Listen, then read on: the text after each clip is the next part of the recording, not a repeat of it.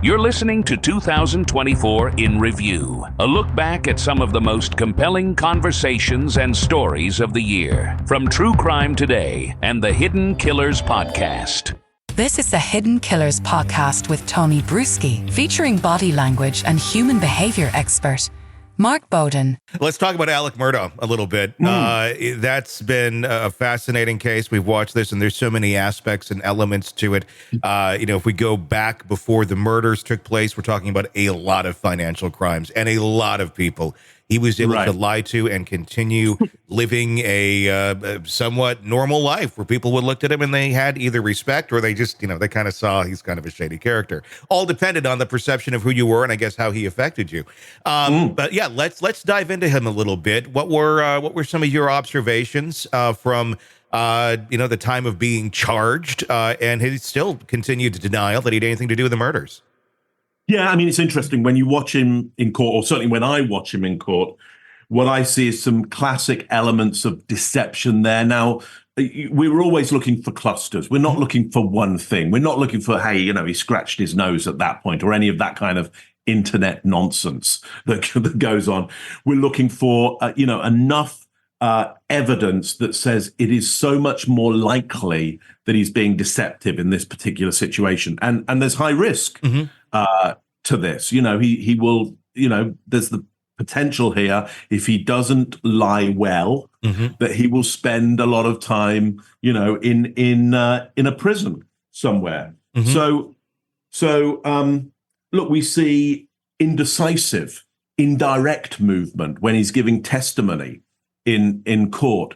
Think about being direct. When somebody has a very clear idea of what they're saying, what happened, they can see it in their mind. Why? Because they did it. It's exactly how it turned out. And their body knows that to be true. Everything is very, very clear and direct. When there's conflicting stories, there's what they have to say went on, but then there's what's really went on. And there's the risk of, hey, people might be able to uncover that difference. Everything becomes very less fluid. It's more staccato. It's more indirect. So you see him when he's telling stories. You'll see him kind of hunched over and making himself smaller. He's a big guy. He's a massive guy. Yeah, big guy. But he's used to being the big guy in the room within his group, within his society. But now he's hunched over. He's more protective. His gestures are more indirect. They're less fluid. They're more staccato. He's minimized. We get things like more vocal clicks, which are these moments where you get this sound in the mouth before he starts to say something. So we've got more stress happening there. Now you might go, well, I mean, there's a lot of stress in the court. Yes, sure. Of course. Of course there is. But it's where those extreme peaks of stress come, what questions are asked, what stories are being told, what narrative, what information is being given across when the stress comes. So look, there's a lot in there, single shoulder shrugs we get a lot, which again is unconfident with the story that he's given. Look, if he lived it, if that's what happens, should be very, very direct, very, very fluid, very, very confident, maybe double shoulder shrugs of like, look, that's kind of the way it happened. You can try and look for another story, but that's the way it happened. But not the single shoulder shrug of, well, that's the way it happened. That's indecisive. That's asymmetrical. Anyway, I hope that makes sense to you, Tony. No, it does. One element of his case that has always fascinated me, and I think a lot of people wonder about, is, not only did he kill his wife and son, the evidence certainly points that he was there without a doubt. But was there somebody else involved? I mean, that's kind of the weird crux of his whole case. Of is he when he speaks, when he says, I don't have an exact quote in front of me, but essentially when he says, I didn't do this. This was not me. Does that read as a lie? Does it read as kind of a half-truth, like there's some knowledge that there was involvement there, that he knew what happened, even if it wasn't him? Or does it read straight out as, yeah, you did this? Well, I haven't looked at that exact exact moment. So I would have to look at that exact moment to go, okay, well, what's really happening there? But we've got to go, look, what's he likely to say? Is he likely to go, no, you got me, I didn't. So that's unlikely. So he's going to have to answer. No, wasn't me. If he's been given some kind of plea bargain and the stress is enough, is he going to drop an accomplice in it?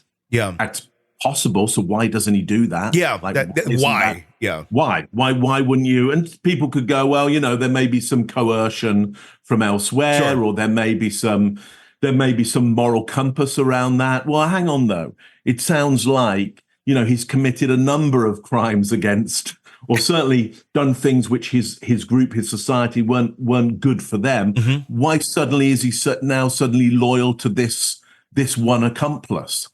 So again, we've got to look at what's human behavior, and why would he suddenly break a pattern of being in it only for himself for this moment here? Sure. I mean, there seems to be a pattern of a human being who's very much in it for themselves. I understand he may well have feelings for, I've shot my son. I'm now very sorry about that. But in the moment, it's all about him. Yeah. So why in that moment of somebody going, look, did anybody do this with you? Why at that moment does he suddenly get socially aware? And go, oh no, hang on, there's a moral compass there. I mean, you don't drop your friends in it, do you? Yeah. Oh, so you do kill your family, but you don't drop your friends in it.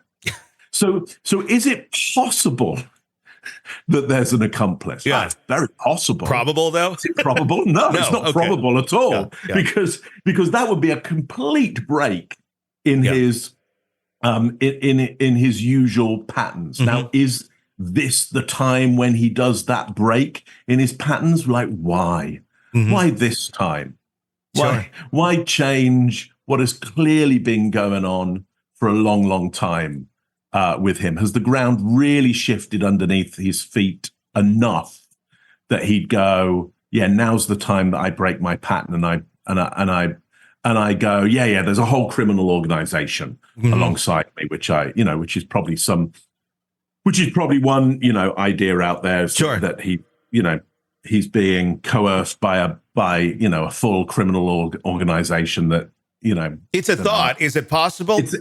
Probable. Probably not. We probably would have figured that out by now. Yeah. Probably not. Probably most likely he got a gun and shot both of his. Want to listen ad-free? Want advance access to all of our interviews before anyone else?